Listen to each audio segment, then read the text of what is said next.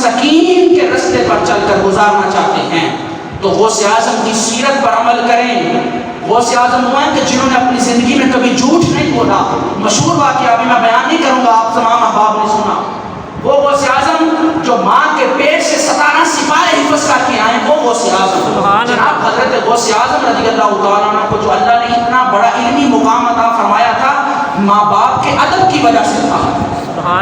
آج لوگ دعویٰ تو کرتے ہیں کہ ہم غوث پاک کے مرید ہیں، لیکن بڑے دکھ کے ساتھ اپنے والدین کے فرما بردار نہیں ہیں، نافرمانیاں کرتے ہیں، والدین کو برا بھلا کہتے ہیں۔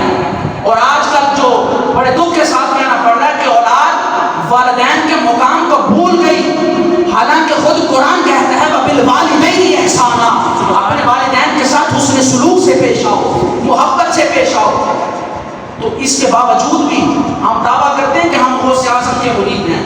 جھوٹی ہے وہ مریدی جو بندہ دعویٰ کرے کہ میں غوث اعظم کا مرید ہوں اور والدین کی فرما برداری نہ کرے تو جھوٹا دعویٰ کرتا ہے، اور وہ جھوٹا مرید ہے جو نماز پنجگانہ نہ پڑھے اور دعویٰ کرے کہ میں غوث اعظم کا مرید ہوں۔ جو غوث اعظم کا مرید ہے وہ صراط مستقیم کے رستے پر چلے۔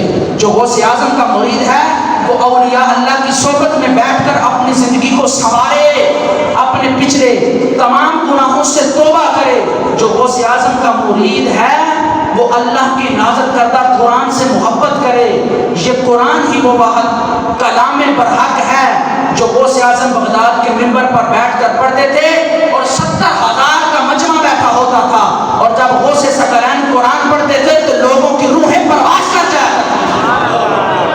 اگر غوث اعظم کی مریدی میں آنا ہے تو قرآن سے محبت کرو، اگر غوث اعظم کی مریدی میں آنا ہے تو صراط مستقیم کے رستے پر چلو، اگر غوث اعظم کی مریدی میں آنا ہے تو والدین کا ادب کرو، اگر صراط مستقیم چاہیے تو وہ غوث اعظم کی چوکھٹ سے ملے گا۔